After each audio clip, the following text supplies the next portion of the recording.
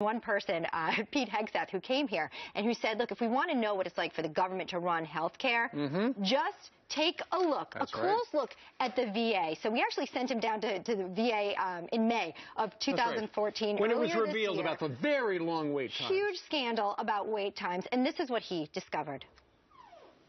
There have been times that I've waited 2 days. Sometimes it isn't a lack of personnel, it's that the personnel there don't have a sense of urgency? Absolutely.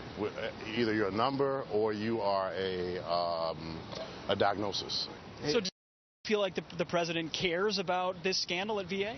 Negative. So the issue is not the care, the issue is the wait times and the barriers to that care. Yeah, exactly. It takes a long time. I haven't even received any money or anything for PTSD.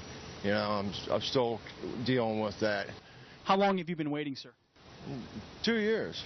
Oh, man. Okay, so that was 6 months ago. He joins us live right now. Clearly, the administration knew that this was an embarrassment. They have fixed things now, haven't they? They most certainly have not. I mean, veterans, we played the Obamacare points about Jonathan Gruber. Veterans have had Obamacare for decades. It is single-payer, government-run, top-down health care. There's de facto rationing. You know why? Because veterans have to wait so long, so they leave the system and don't even try. Imagine, we were talking about this earlier, imagine if you had to schedule a primary care appointment and wait 2 months to just be seen. Is that happening? It happens on average in many facilities. In fact, over 10% of veterans wait over 30 days just for a primary care appointment. Imagine you're sick and you need help. Delayed care is denied care. It leads to death. And that's why what the doctors who blew the whistle in Phoenix were so important. They said these delays, they're being covered up, veterans are dying. So, Pete, here's the thing I had to ask you. They say that if you know one VA center, you only know one VA center. Yep. So you might be happy over in Orlando or in Tampa, but if you're over in Pennsylvania, you're waiting on average 174 days. Why is that? Why is it so modular? Why can't they get a handle on this? Well, it is modular. When we did Baltimore, we chose it because it was a run-of-the-mill. It wasn't particularly bad, wasn't particularly good, but we heard time and time again how poor it is. They're islands of mediocrity is what they are. Each one of them has their own systems. And the incentives are just wrong, you think? Totally inefficient.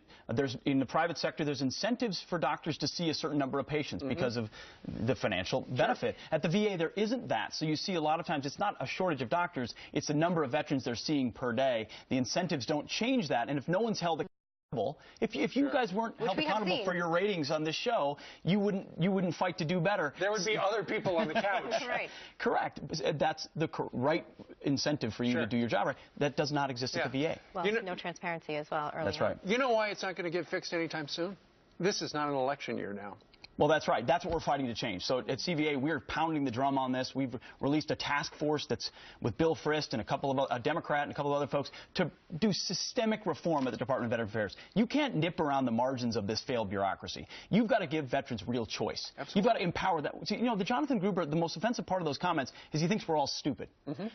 He also would think that veterans are too stupid to choose what kind of care they want. Why can't a veteran coming home choose where they go to get the care they need? It's a very basic principle that everyone understands, but the bureaucracy wants to keep them inside those walls. Get certificates so you can choose your doctor if you like your doctor? Why not? Why drive 100 miles? That's right, because the veteran should be able to choose. Right.